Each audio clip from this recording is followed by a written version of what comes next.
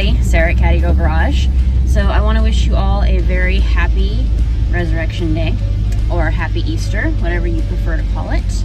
But let's not forget what the Lord did for us today, and no matter what our government says, I'm on my way to church right now. So yeah, I just wanted to give you guys all a little shout out and say hey to everybody. Hope you have a beautiful day. It's nice and rainy here again in California. So yeah, kind of interesting for us, but the cold weather is hanging on a long time this year. So anyway, I will see you guys all in the next video, and I hope to have an update soon on the 60 Cadillac flat top. I went ahead and pulled it from eBay until I could get the title for it. So me and the previous owner are sorting all that out right now.